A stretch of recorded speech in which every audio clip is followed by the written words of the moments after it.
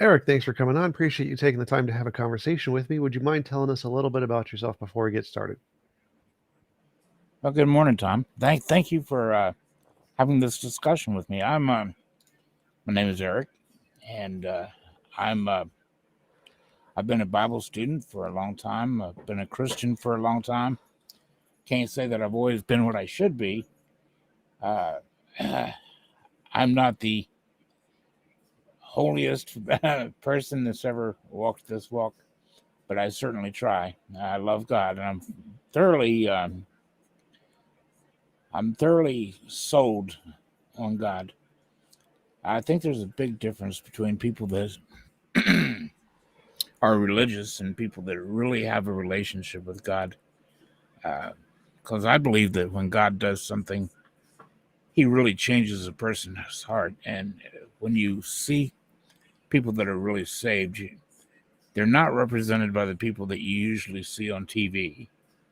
The people that bark like dogs in the aisle, or the people that wave the signs saying, God hates this group or that group. That's not Christian at all. I think the real Christians are the ones that you see that really show love and compassion for one another. And they can sit around and talk about doctrines without calling each other names and dragging each other through the mud. It's more like steel sharpening steel. I think these are the ones that represent Christ, and some of these other groups really bring a lot of ridicule on the church. And when I see certain things that are happening in the church, I can't blame the world for ridiculing us so hard many times. Because quite frankly, I think we bring a lot of that on ourselves through the ridiculous antics that people can just perform. So I ask people to judge God for judge God for God, and not to judge God according to some of the people that say they serve him. But that's basically me, buddy, in a nutshell. Cool. Yeah, I think I'm a father. Father and a Christian, and I try to be a friend. Awesome. Yeah, I think that's rational. I think that we shouldn't judge a ideology by someone who espouses the ideology. We should judge it based on its own merits. And so I think that Amen. I'm an atheist, of course. I don't believe in a God. And I think that one of the biggest contributing factors to that was what the God of the Old Testament self-attested to have done in the Bible. I think that it's very immoral from my perspective. I can understand that position. I would assume that one of the things that you're talking about would be the God gets charged with genocide a lot. Yeah. And of course, there are times where he told, like Saul, for instance, to go in and wipe out an entire village. Where a lot of people misjudge God on that is that while that happened, it didn't happen to, and this is probably going to sound crazy, but it's part of the Bible. It didn't happen to what the Bible would call a regular tribe of human beings.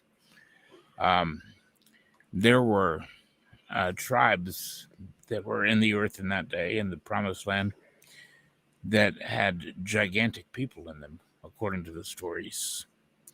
And these people were called Nephilim or Raphaim, and they were actually a combination of they were hybrid people. They were a combination of angels and demons, or angels and humans, and they go back to the days of the flood and after that. But they were giants in the area in those days. They were called the Raphaim and the Nephilim. They were represented by the tribes called the Anakim, and many of the Canaanite tribes in the area were either tribes of giants or they were associated with and fighting with tribes of giants. And in that particular case, there was a tribe of giants. They were related to Anak, who was a Nephilim, a fallen angel. Well, even if I don't think there's any evidence to support that giants existed, but even if that were true, I'd still say what he did was immoral because I think that any conscious agent of any kind has moral value, and so to destroy any life unnecessarily is immoral. Well, I would agree with that. So they definitely were intent on wiping out human beings and breeding us out of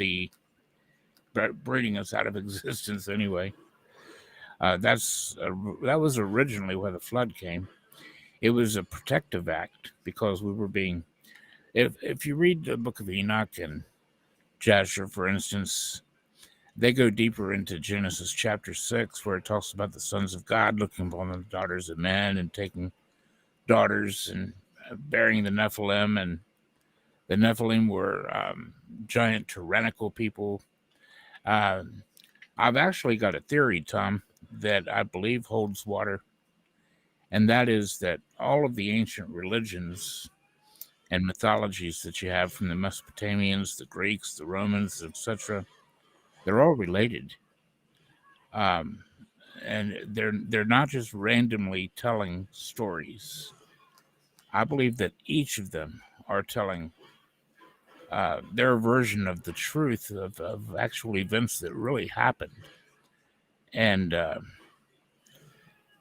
that's why they're so similar. That's why all of these various accounts from all over the world give us stories about uh, beings from the heavens that come to the earth and multiply with mankind, and their offspring being tyrannical beings that are eating mankind, cannibalizing men, and usurping all of our resources and choosing our women. That stands true. Then you have the Clash of the Titans, for instance. That's true in Viking lore. It's true in Mesopotamian lore. It's true in ancient Greek, ancient Rome, and the Bible. They all talk about this Clash of the Titans, where they were wiping each other out. These giant tyrannical beings at war with one another. That's widespread in the Book of Enoch. I mean, plainly told in the Book of Enoch and Jasher. But And then why would you think that that's the true and not just a story, that humans make up the same story a lot? Because none of the archaeological evidence seems to support that. None of the historical I evidence think seems to support that. Why believe it's true? I think all the evidence supports that. We have quite a bit of evidence of things that we can't explain, like when we go to Baalbek and when we go to Peru, when we go to Central and South America, all over the world, we have these ancient monoliths that are the earliest buildings, earliest structures that were ever built, as far as we can tell, and they're built in a superior way, like the walls in Cusco. Uh, they're monolithic walls that are polygonal structures, polygonal rocks put together that are just absolutely huge. Um, and we would be hard pressed to build these walls today, Tom.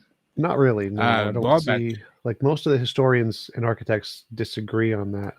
Like I don't know any historians who think that most of the stories in the Bible are true. Most historians think that Moses didn't exist. There's no evidence of a global flood. All the evidence contradicts a global flood for Noah. All the evidence contradicts a Exodus. There's no historical evidence of the Exodus whatsoever.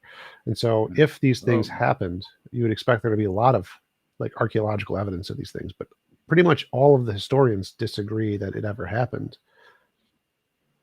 what evidence do you think disproves the flood? The fact that there are trees older than the flood, and if it had flooded, they'd all die.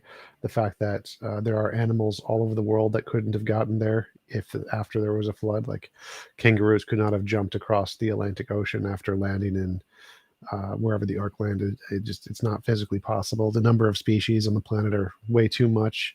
There's literally not enough water on the planet to flood the planet. The amount of energy released for flooding the planet would have vaporized everything. It's literally physically impossible. Pretty much disproved in every Well, that scientific that field. that would be if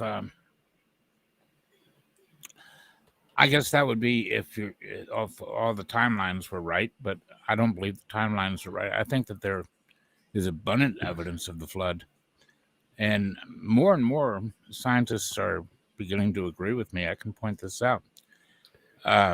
For I know a lot instance, of the scientists. That's not the case. I believe mhm, something like 99.999% all say it's wrong, and then some creationists say it's right. But that number is not increasing; it's decreasing, and it's only I the only can ones who do agree are Christian or Abrahamic religions. Nobody in any I can non-Abrahamic actually religion actually supports any of that data. I can actually prove beyond a shadow of a doubt that they're wrong on that. That the timing is wrong, and do this scientifically. The Timing is work is what already timing? done to prove that. What's that now? What timing? Because I didn't bring up any timing. I just said most scientists disagree. Which Well, the timing? timing of the flood. Like you're saying that you're assuming that the flood was how long ago? 6,000 years ago. Yeah. Why? I don't know why anybody would assume that. You're not the only one to assume that. I'll give you that. There are some Christians that would say it was, 4,000, 6,000 years ago, but I don't believe that. Okay. I believe that the flood occurred many thousands of years ago, approximately uh, 12,000 years ago, during the Younger Dryas age. And there's ample evidence of this worldwide. Um, Again, all historians, all archaeologists would disagree with that. All geologists would disagree with that. Um, there are civilizations who Not were all. alive 12,000 years ago, and 13, and 11, and 10, and so it's not the case that it's possible. Um, there's lots of evidence of lots of local floods, and local floods were then used as the impetus to write stories in many cultures, which is why they're the same. But there's no evidence of a Do you global agree flood. with me? Do you agree with me that during the days of the dinosaur, let's say the Jurassic and Cretaceous age, would you agree that scientists say that the Earth was in a state of Pangea? Yes, you mean where all of the continents were connected? Yes. Yes. Okay, there's step one right there. Because you don't have to, if the Earth is in a state of Pangea, when the flood occurs, you don't have to have uh, animals swimming to Australia or animals swimming to the South Pole. If the flood occurs during a state of Pangea, and I submit that it did. If the scientists agree that the Jurassic and Cretaceous era, when the dinosaurs walked the face of the earth, if they actually agree that the earth was in a state of Pangea during that time, then it wouldn't take so much we don't know the state of the mountains. We don't know how high the mountains were when the earth was in a state of Pangea. As a matter of fact, it was probably just getting ready to break apart.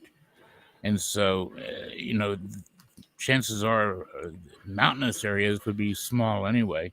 Mountains would not be nearly as high as they are right now. But you see, we have proof that the dinosaurs couldn't have lasted that long anyway. And I know you know about the soft dinosaur tissue. Well, those are So possible if you for long periods. If there's no oxygen, if you trap it in an environment, it will stay soft. That doesn't actually prove timelines whatsoever. You can do that for infinitely as long as you want, and as long as you don't have any way to evaporate the liquid, it'll stay soft forever. So scientists have already debunked that like immediately. That was a creationist claim that was never backed up by science. well, you see, I've gone a lot deeper than just looking at the surface here. I've actually looked at all of the scientific papers regarding this and studied them. Oh, we lost connection.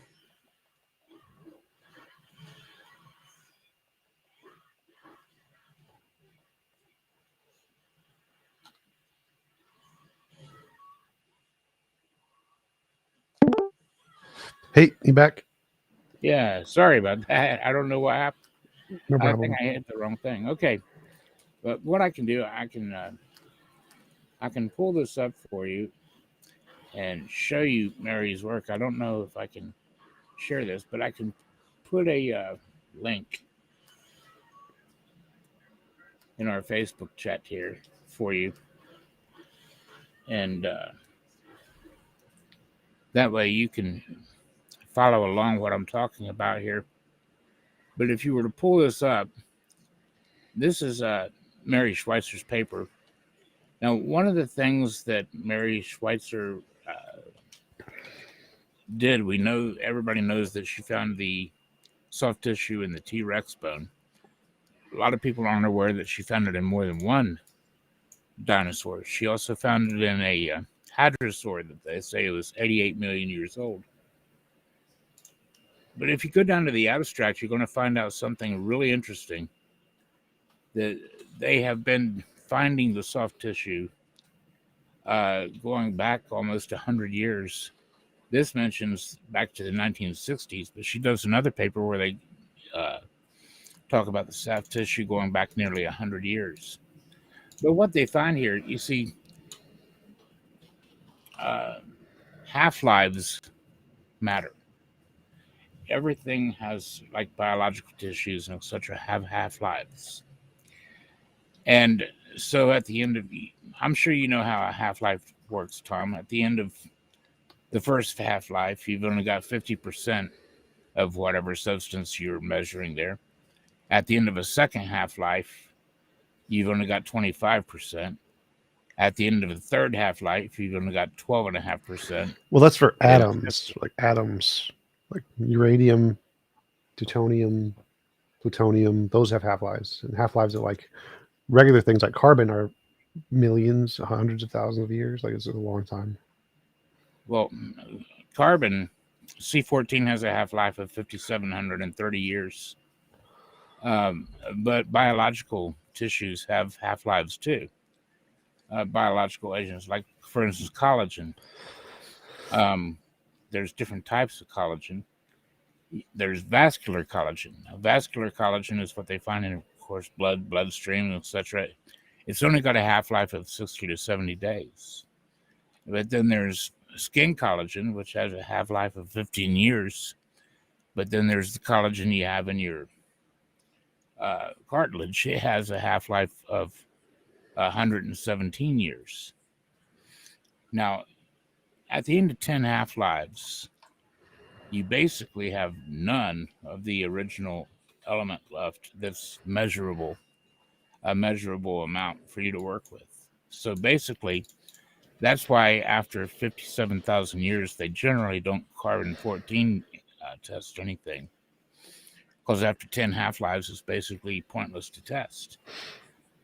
So 1,117 years is 10 half-lives for collagen. But well, no, that's not the case. It changes based on whether it's being preserved or not. So, like, well, that's what I'm about to show you here. Well, so I just checked the papers, and rather than disproving evolution, the discovery of soft tissue in dinosaur bones actually supports the idea of evolution by providing new insights into the genetic and physical characteristics of each animals. Scientists have shown that soft tissue in bones can be survived for millions of years, depending upon the way in which it is buried and protected from scavengers and other forms of decay. So, yes, the question is, how long can it be preserved?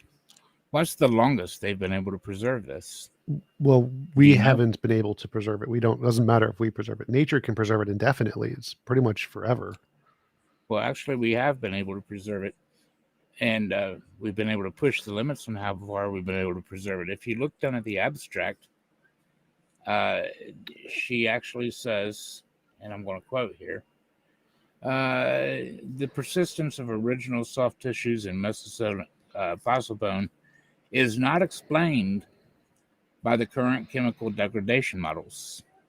In other words, we don't have a way to explain this sort of preservation. Well, actually, maybe at the time she wrote the paper, that's true, but we have actually fully explained it today. We've completely explained it. No, we haven't. We have. We've completely explained it.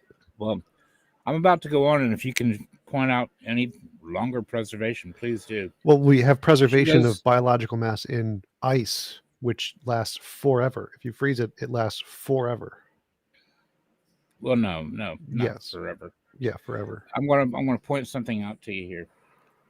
Okay, now, why don't we carbon 14 test anything that's over 60,000 years old? It's not accurate above 50,000 years or something like that. And why isn't it? Because of different ways in which the carbon can be introduced into the system, and so it only lasts based off how it's introduced into the No. organism. And No. yes, that's why. The reason that they stop after 57,000 years is because there shouldn't be any of it left. It's measurable, period. Okay. Now, there are cases where it can be preserved longer than the average. The average for C14, like I said, is 5,700 years, but the average for the collagen, at the very most, is 117 years. At the end of 10 half-lives, you've only got 1,170 years. But if you look at what Mary found, she was able, through iron and oxygen, the iron that's found in the hemoglobin of ostrich blood, she was able to use this to preserve these proteins 200-fold from approximately 3 days to more than 2 years. Well, so I just checked it. After 50,000 years, there are other sources of carbon that can contaminate the sample, making it difficult to accurately determine the origin of the C14. So I was correct. That is the reason, because other sources can contaminate the sample at that point. So then nothing is reliable. No dating is reliable. If you're going to throw carbon-14 testing under the bus, you've got to throw all testing under the bus because no, because it's the reason is once you get to that long, the levels of carbon can be introduced by other sources to make it unreliable at that 50,000 year mark. Before that, it works fine. Everything can be seeped in and seeped out. No, it's the amount that can enter a system through random processes would only be significant after that amount of decay. So after 50,000 years, when there's minuscule amounts left, that minuscule amounts can be contaminated by external sources. That's why it's only accurate to that stage. So the amount that can be entered into the system externally is usually pretty small, but it's enough that it would contaminate the data at that measurement level. I think people are covering their butts for the fact that there is carbon-14 found in absolutely every single sample of dinosaur bone that's ever been tested, to my knowledge. Yes, because it can be entered in from other sources. Isn't that odd? No. Because, okay, now let's look at this, though. Hemoglobin increased the tissue stability, according to the abstract here of Mary's paper. Hemoglobin increased the tissue stability by more than 200-fold, from approximately 3 days to 2 years. So that's all they were able to get out of this, Tom. 200-fold increase. Now, if you have a 1,170 years, which is the extent of that collagen, by the end of 1,170 years, there shouldn't be any left. And yet, we're supposed to believe in 55, 65 million year old piece of bone is still living? I don't think so. They said that was impossible when it was first found. All of the critics told Mary Schweitzer, you don't know what you're talking about. You don't know biofilm from biological stuff. And she earned her PhD by proving that this was indeed soft tissue. But the important thing here, the important number, is the 200-fold increase. To go from 1,170 years to 65 million years, you need a 55,555-fold increase. Not a 200-fold increase. Not sure what your argument. So I googled it. Carbon-14 can be added to dinosaur bones in a number of ways, such as exposure to we're not groundwater, talking about carbon-14 here, brother. We're not talking about carbon-14. Applies to anything. We said there was no carbon. Why is there carbon in dinosaur bones? So I wanted to address that real quick. I think you're misunderstanding my argument. I'm not talking about carbon-14. I'm talking about the... Well, I wanted to address this argument because I thought I heard you say. Maybe you didn't. It doesn't really make a difference. Carbon-14 has a half-life of 50,000 years, should be gone after a few 100,000 years. Why is it in dinosaur bones? One, because contamination of groundwater, contamination of air, contamination of other tools, and Well, they can explain sources. it away any way they want. The Well, point this is isn't there. explaining away. This is just facts. Like, Well, it can is explaining it away. carbon-14 be entered into a system from other things? It's not explained away. This is a fact. We know this is a fact. But here's the point, Tom. Here's the point. The point that you're not getting, brother. What's the point? It's a 200-fold increase, Of what? only 200-fold increase. Of what? You can't show me an increase in stability any greater than 200-fold. Wait, what Not is in testing. what is the 200% increase of what? What are we talking about? It's not 200% increase. It's a 200-fold increase. Of what? I'm in the abstract. Mary's abstract. Yeah, but what are we talking about? 200-fold increase of what? What are we talking about? The tissue stability that she tested. She took, right here, according to the abstract, they took a sample of protein, and this protein that probably was used has a 3-day or so half-life to it, because it says that they went from approximately 3 days to they were able to preserve it for 2 years. It should have been gone in 3 days, but they were able to preserve it for 2 years. They had a 200-fold increase in stability preservation. So that means that instead of 1,170 years, a 200-fold increase, 200-fold, would extend that to 234,000 years. That's all you have for this particular protein. So in one experiment, which they did relatively recently, they found they could do this. This was not one experiment recently done. This was many experiments. This was hundreds of experiments. Right. So do you think we've discovered every way to preserve soft tissue? No, but we've certainly discovered the longest one so far is 200-fold. Right. So of the very limited amount of research we've done in the field, we've already found one. This is not limited amount. I don't know how you can say this is a limited amount, Tom. We've just discovered We've this. done all kinds of research on this, trying to. So this is basic science. We only know 1/1,000,000th of 1% of anything. That's just scientific fact. We don't know everything. Well, look, if you want to hang on hopes and dreams, you can, Tom. Wait. So this discovery, which is a relatively recent research into the field, has discovered already that we can go back 200,000 years with very limited research. Relatively recent. What do you mean by relatively recent? Humans haven't been just researching this for thousands of years. This is a relatively recent discovery.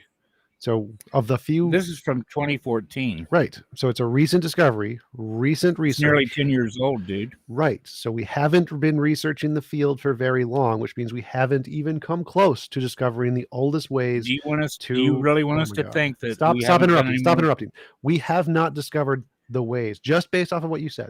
This is one of the earliest forms of research in the field, and it's already discovered a way to preserve it for 200,000 years. I've already told you of ways we could preserve it for hundreds of millions of years by using ice. No. Dude, show me the test on that. Show you the test on that. We actually have like mammoths on your theory. We have mammoths frozen in ice that are. And for how long? That's not millions of years. That's millions of years. We have millions of years. So let's say oldest. That's not millions of years. The mammoths caught in ice, dude, in the North Pole and the South Pole and stuff. They're only thousands of years old.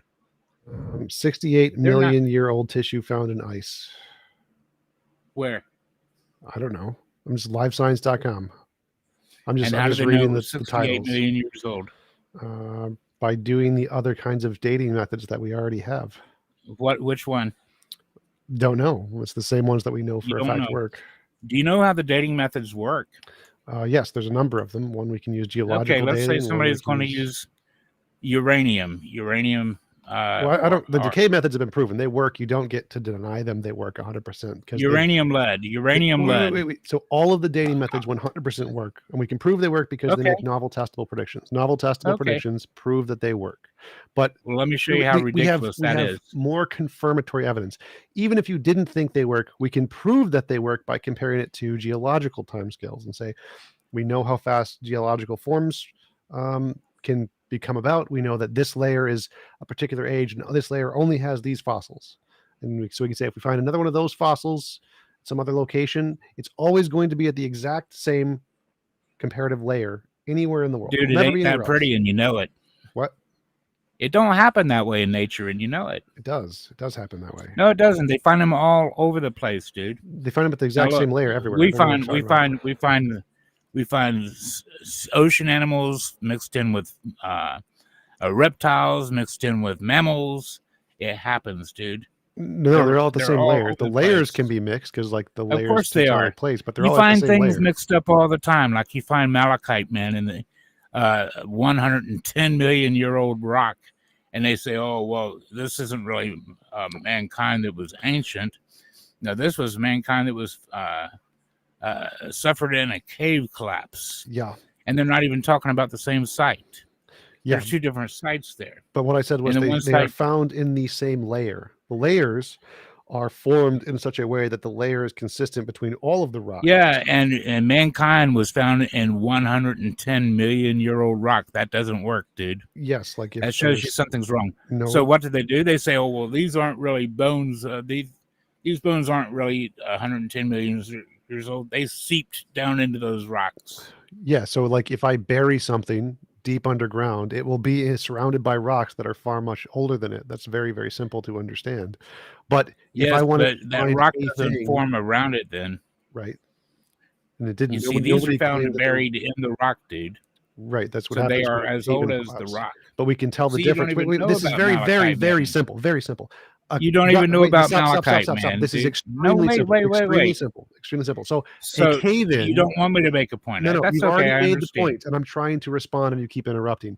Your point is wrong because when there is a cave-in, all of the layers get mixed up. They get broken apart, and we can literally see the layers in the rock are not. That's aligned. The point. There was no cave, and it was solid rock. You're still interrupting.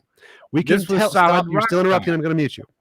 We can tell the difference between any kind of geological event that took place that mixes up the layers and where the actual layers are. You're still interrupting. You're still interrupting. We know the layers. It don't matter to you. I'm trying to give me a chance to answer. I need to be able to respond to your point, and then you can speak again. So your argument is proven false. Proven false. Because we can tell the difference between a rock that is formed in a geological layer and a rock that is a combination of a bunch of different layers due to some kind of earthquakes or tectonic shifts or cave-ins or anything. This was solid rock. It was not busted up. It was busted up. It was solid rock. Solid. I don't think you understand here. A rock being solid. It was solid rock. That's a dumb argument. It doesn't matter if the rock is solid. What matters is are the layers individualized? There's a different. A solid rock can form in many ways. Lava can form a solid rock. Obviously, and it's not going to be the same layer. So solid rock is not an argument. Solid rock does not matter. What matters is are the geological layers straight, just like in all the Grand Canyon? And the answer is no. The one you're listing, the malachite, man, it was of a cave-in or something to cause a jumbled mess of all the layers, which shows that no, the dinosaur, the bones that were trapped in it would not be the same age. You can't prove that, Tom. I can prove that. That literally. But look at this. Look at this. What is a 200-fold increase, Tom? Do you have anything that gives you more than a 200-fold increase? In what? Yes or no? In what? Or is 200 the best you got? For what? For soft tissue? Yeah. Yes. Ice will do it. If you freeze it at absolute zero. No. I want to see the tests. See, I've got the test in front of me. No, this is a proven test. I've got the numbers. I've got the numbers in front of me. Soft tissue forever at really close to zero temperatures. This is a fact of science. I don't know. Now? You can preserve any object at close to zero indefinitely forever. We don't have any ice on this earth that's been around that long, dude. I didn't say we did. You just wanted an example. You said, do you have an example of something that can? So you don't have a single thing that's going to give you better. No. You asked for, do we have an example of something that can preserve longer than 200,000 years? I want a tested example. I did. I want to see the test. I did. That is one. We have done this. We have done this test. This is a test. Show me a test, Tom. How long can ice preserve soft tissue?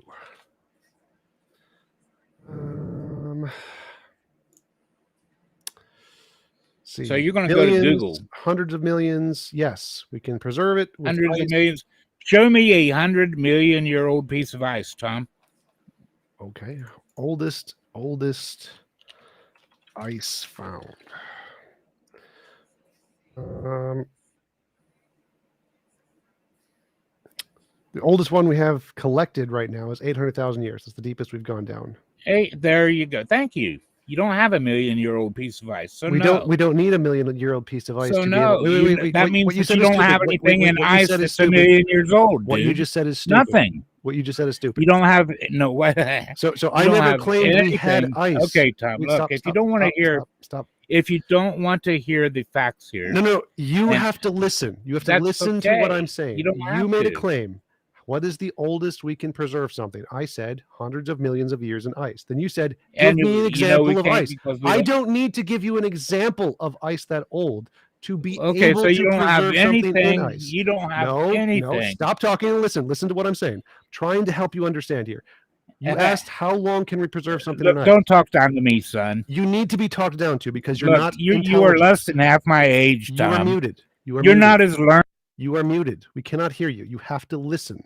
When you ask one question, how long can we preserve something? And I give you an answer, then asking for an example of that thing in reality that we have preserved is called a non sequitur. I do not need to do that. I do not need to show an exact example that we have literally done this. Like I can say I've done a backflip. Does that mean I've done one? No, it does not mean I've actually done one. So asking for a particular example of the thing which I'm saying is possible is a non sequitur. This is basic philosophy. If you don't understand that, that is because you are not qualified in the field of philosophy. I am qualified in the field of philosophy. I'm also qualified in these other fields. You not understanding is not an argument. You do not need to give a particular example of multi-million-year-old ice in order to show it's possible to preserve things in ice forever. What scientific field are you qualified in, Tom? All of them. All of them. Let me see your credentials. Google it. You don't have any credentials, dude. I have more credentials than you. Do you have an argument? I don't need any credentials. I have. You're unqualified in all of these fields. I don't care. I didn't ask for your credentials because I don't care what your credentials are. I'm interested in the arguments and the evidence, not credentials. I know all of these fields. I'm qualified in all these fields. I have experts on in all of these fields. Do you have any arguments or evidence? Because I've disproved everything you've said. Absolutely everything, easily. Do you have any arguments or evidence? Overtalk me to run from these figures because you don't have anything that trumps I them. addressed your figures. I've disproved them. I have. No, you didn't address anything. You just deny it. How did I not She has address a 200-fold increase, dude. I don't care. A 200-fold increase in stability. You don't have anything. Is that a proof? Testable. Does that prove you don't that have anything tested? You don't have one. See, you can't let me finish a sentence, can you? Do you think that Look, if you can't let me finish a sentence, Tom. You're muted. Shut up. Do you think that 200-fold increase is the longest it's possible in any possible way to maintain soft tissue? Is that the longest way and there are no other ways? Is that what you're saying? It's the longest thing you've got, son. No, it's not. It's the longest thing you've got. Yes, it is. It's the longest you've got. It's the longest thing you've got. You can't show me anything. Argument. I've got plenty of examples. Show me one. Ice. Debunked. What? Ice. Well, let me show me. Tissue you just said you don't have a piece that's over 800,000 years old. To know how ice works. You can then know how ice did not preserve this, son. No, you not understanding how ice works is not an argument against ice. Has nothing to do with it if it don't have an 80 million year old piece of ice. I don't need a particular example to know. That means you don't have anything preserved by ice, son. Again, you're a moron. You not understanding that you can show me the piece of, and you show me what you have preserved in ice. I don't need to preserve one to show me. Okay, so you don't have nothing. No, you're an idiot. I don't need one. I can know how it works without having to do it. Son. You have to resort. What don't you understand about this? Can you know how something works? If you're going to resort to calling me an idiot, you don't have anything. Can you know how something works without actually having an example? So you don't have anything that gives you more than 200 years. Can you know how something works without having an example? Yes or no? You're afraid of this conversation. Can you know how something works without having an example? Yes or no? All I want to know is, do you have anything? Can you know how something works without having an example? Yeah, no, not necessarily. No. Yes, you can't. Name one thing that you can't know how it works without having an example. Well, all you got then is speculation, Name dude. an example. We know how something works, but we don't have You an name. example. Go ahead, tell us. Give us one of those. Sure, everything. We Give know me how one of your everything works. examples. Like people in college, they build things, but like they're told how an airplane works, but they don't actually have an airplane there. They're told how a car works. They don't have a car there. They're told how the clouds work. They don't have a cloud there. Everything they learn about, they're told how toroidal forces in a hurricane work. They don't have a hurricane there. Everything you learn, you understand how it works without having a particular example by using math, by using comparative analysis, by knowing the physics In other of words, the you got equation. the.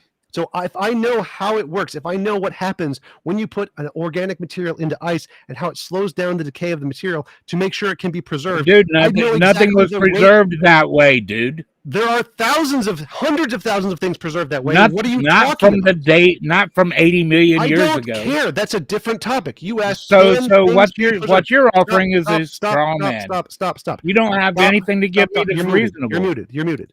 You made a claim that it was 200,000 years where the longest things could be preserved.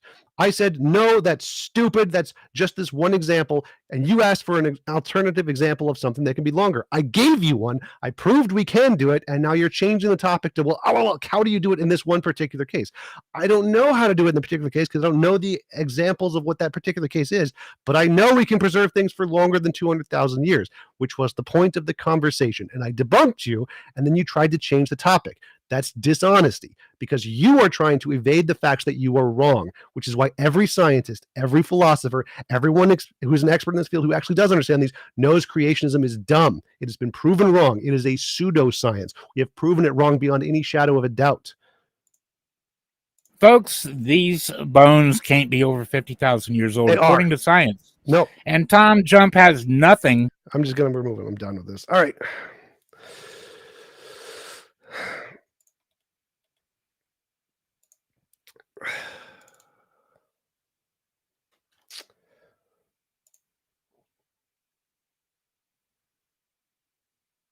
How are you guys doing?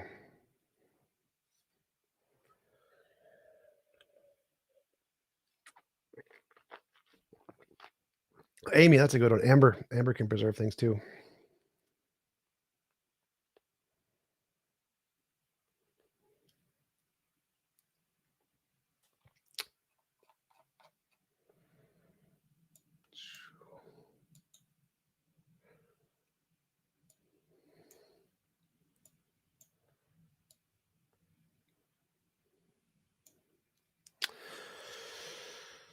All right.